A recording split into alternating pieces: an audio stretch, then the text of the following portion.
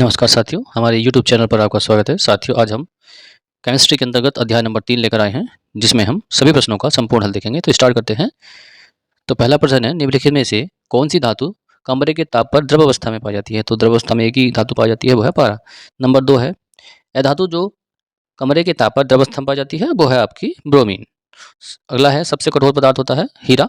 चौथा है, निम्न में से किस धातु को चाकू से काटा जा सकता है? तो एक सबसे मुलायम धातु होती है सोडियम, इसको हम चाकू से काट सकते हैं और इसे मिट्टी के तेल में रखते हैं। धातु ऑक्साइड किस प्रकृति के होते हैं? ये गलत लिखा है, तो धातु ऑक्साइड क्षारीय प्रकृति के होते हैं। धातु ऑक्साइड किस प्रकृति के होते हैं? तो ये आपके अम्लीय प्रकृति के होते हैं। नेक्स्ट है, सोडियम धातु को किस में रखा जाता है? तो सोडियम धातु को केरोसिन या मिट्टी के तेल में रखा जाता है। क्वेश्चन नंबर 8 है, यह धातु जो विद्युत की सुचालक होती है, कौन सी है इसमें? विद्युत की सुचालक वो है ग्रेफाइट। प्रश्न संख्या 9 पर आते हैं।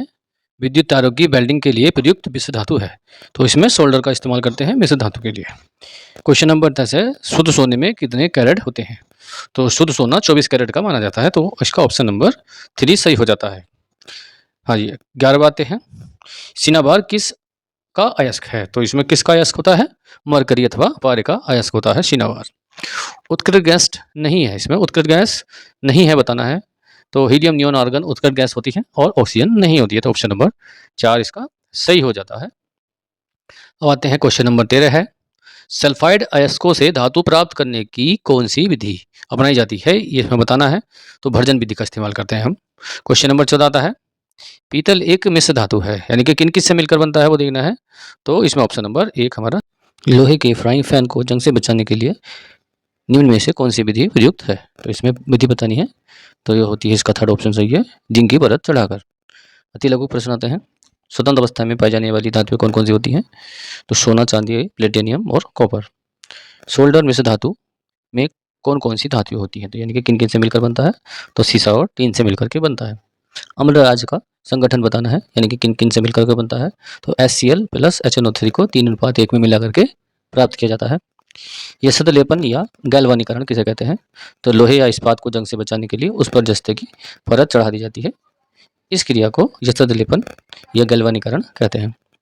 उभयधर्मी ऑक्साइड के उदाहरण बताने हैं, तो Al2O3 यानी कि एल्यूमिनियम ऑक्साइड और ZnO जिंक ऑक्साइड। अमलगम किसे कहते हैं? तो मिश्र धातु बनाते समय यदि एक धातु पारा है तो इसे मिश्र धातु का अमलगम कहते हैं, यानी कि पारा मिला हुई धातु को अमलगम कहा जाता है। कांसा मिश्र धातु में कौन कौन सी धातु होती हैं? तो तांबा और टीन मिलकर के कांसा प्राप्त होता है। नेक्स्ट है, एनोड पंख किसे कहते हैं? तो जब धातुओं को विद्युत अपघटनी परिष्करण विधि से शुद्ध करते हैं तो एनोड के नीचे कुछ अशुद्धि बैठ जाती है, जिसको हम एनोड पंख कहते हैं। नेक्स्ट है, ऐसी कौन सी धातु है जिन्हें हथेली पर रखने पर वह पिघलने लगती है? तो ऐसी होती है सीजियम और गैलियम।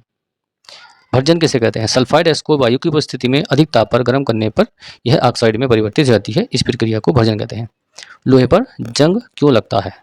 तो यह लंबे समय तक नम वायु में रखने पर लोहे पर भूरे रंग की परत चढ़ जाती है, जिसे जंग कहते हैं, और इसका स्रोत होता है Fe2O3 फेरस ऑक्साइड। अत्यधिक सक्रिय धातु का निष्कर्षण किस विधि द्वारा किया जाता है? तो इसमें क्या है ऑप्शन? विद्युत अपघटन विधि द्वारा। आयनिक यौगिक ठोस अवस्था में विद्युत का चालन क्यों नहीं करते हैं? क्योंकि ठोस अवस्था में आयनों की गति संभव नहीं है, वे गति नहीं करते, इसलिए विद्युत का चालन भी संभव नहीं है। नेक्स्ट है, अपरूप किसे कहते हैं? एक ही तत्व के विभिन्न रूप जिनके भौतिक गुण तो अलग अलग होते हैं लेकिन रासायनिक गुण समान होते हैं, अपरूप कहलाते हैं। अगला क्वेश्चन है, मिश्र धातु के 2 उदाहरण दीजिए। तो पीतल और कांसा मिश्र धातु के उदाहरण है। अगला है, धातु के 2 गुण लिखिए। तो धातु ऊष्मा विद्युत की सुचालक होती है, धातु तन्य आघातवर्ती है और ध्वनिक कठोर और चमकदार होती है। गैंग क्या होता है? नेक्स्ट क्वेश्चन है, तो खनिज अयस्कों में मिट्टी, रेत आदि की कई अशुद्धियां मिली होती हैं, जिन्हें हम गैंग कहते हैं। अयस्क किसे कहते हैं? तो वे खनिज जिनसे शुद्ध धातु आसानी से हम प्राप्त कर सकते हैं, वे खनिज अयस्क कहलाते हैं। अगला क्वेश्चन है, धातुएं अम्ल से क्रिया करके कौन सी गैस देती हैं? तो वे हाइड्रोजन गैस देती हैं। कार्बन के 3 अपर रूप लिखने हैं, तो हीरा, ग्रेफाइट और फुलरेन होता है। स्टेनलेस इस्पात में कौन कौन से अवयव होते हैं? तो लोहा, निकेल और क्रोमिन, ये मिलकर के बनता है। अगला है, उभयधर्मी ऑक्साइड किन्हें कहते हैं? तो ऐसे धातु ऑक्साइड जो अम्ल और क्षारक दोनों से अभिक्रिया करके लवण और जल बनाते हैं, उभयधर्मी ऑक्साइड कहलाते हैं, जैसे Al2O3 और ZnO।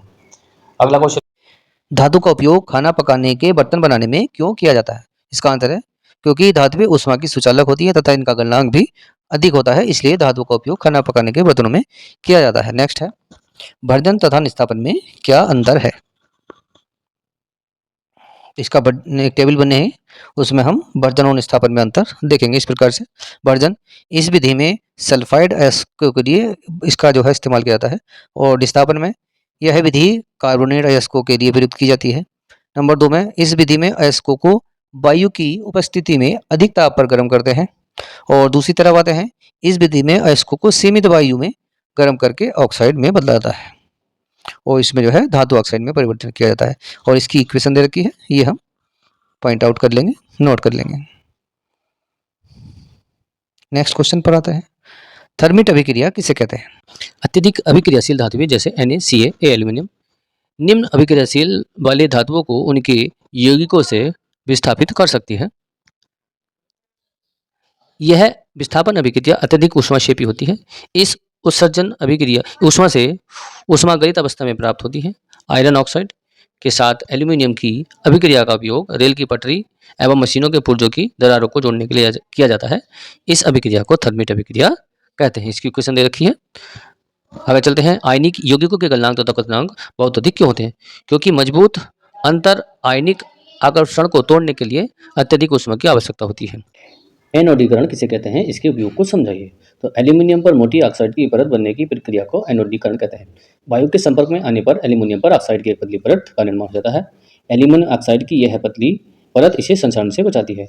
इस परत को मोटी करके इसे संचारण से अधिक सुरक्षित कर सकते हैं। एनोडीकरण के लिए एल्यूमिनियम की एक साफ वस्तु को एनोड बनाकर तनु के साथ विद्युत अपघटन कराया जाता है। एनोड पर उत्सर्जित ऑक्साइड गैस एल्यूमिनियम के साथ क्रिया करके ऑक्साइड की एक मोटी परत बना देती है। इस ऑक्साइड की परत को रंग कर एल्यूमिनियम की आकर्षक वस्तु बनाई जा सकती है। अगला क्वेश्चन आता है, सक्रियता श्रेणी किसे कहते हैं। इसके आधार पर समझाइए कि किसी धातु लवण के विलयन की एक अन्य धातु से अभिक्रिया संभव है या नहीं। तो इसकी परिभाषा देखेंगे तो सक्रियता श्रेणी वह सूची है जिसमें धातुओं को उनकी क्रियाशीलता के अवरोही क्रम यानी कि घटते क्रम में व्यवस्थित किया जाता है।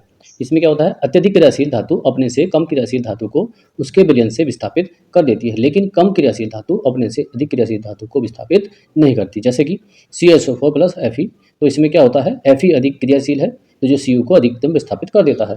इस अभिक्रिया में ये संभव है। और इसकी सक्रियता श्रेणी की जो सूची है इस प्रकार से है। सबसे अधिक जो क्रियाशील धातु ऊपर है यानी कि potassium, sodium, calcium, magnesium, aluminium, और ये आता है zinc, Fe, Pb, HCu, Hg, Ag, Au। तो सबसे ऊपर अधिक क्रियाशील है और सबसे नीचे सबसे कम क्रियाशील धातुएं हैं।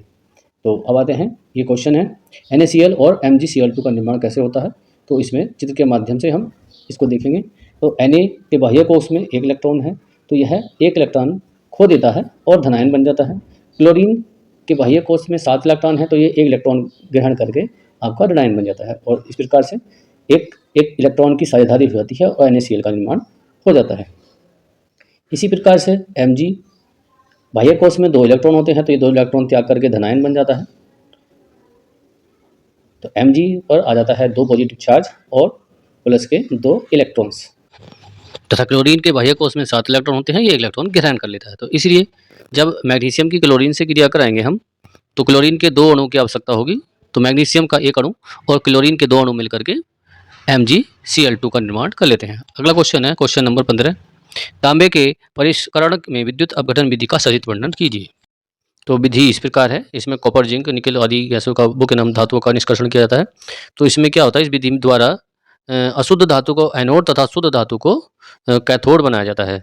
धातु के लवण के विलयन को विद्युत अपघटन घटक के रूप में लेते हैं। जब विद्युत अपघटक में विद्युत धारा प्रवाहित की जाती है तो एनोड पर स्थित अशुद्ध धातु विद्युत अपघट्य में घुल जाती है और इतनी ही मात्रा में शुद्ध धातु विद्युत अपघटक के कैथोड पर जमा हो जाती है और अविलय अशुद्धियाँ एनोड के नीचे विक्षेपित हो जाती है, जिसे एनोड पंख कहते हैं। इसका चित्र इस प्रकार है, आप चित्र को देख लेंगे। तो इस प्रकार से यहाँ पर 2 छड़ें ली जाती है एनोड और कैथोड की, एक शुद्ध और एक अशुद्ध, और जो गंदगी है या पंख है वो आपके नीचे बैठ जाती है एनोड की। अगला क्वेश्चन है, आयनिक यौगिक के गुणधर्म लिखिए। तो पहला है, आयनिक यौगिक ठोस और कठोर होते हैं, ये यौगिक सामान्यतः भंगुर होते हैं। और नंबर 2 है, आयनिक यौगिक के गलनांक और क्वथनांक बहुत अधिक होते हैं। अगला है, आयनिक यौगिक जल में घुलनशील तथा केरोसिन पेट्रोल जैसे विलायकों में अभिलय होते हैं। आयनिक यौगिक विद्युत के चालक होते हैं। नेक्स्ट है आपका तत्वों के इलेक्ट्रॉनिक विन्यास लिखने हैं, तो इनके इलेक्ट्रॉनिक विन्यास लिखने हैं।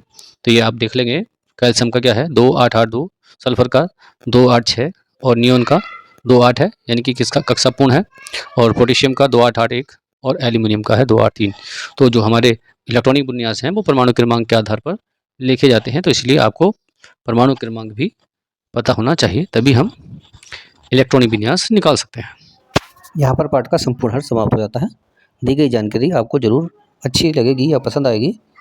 आप चैनल को सब्सक्राइब जरूर करें।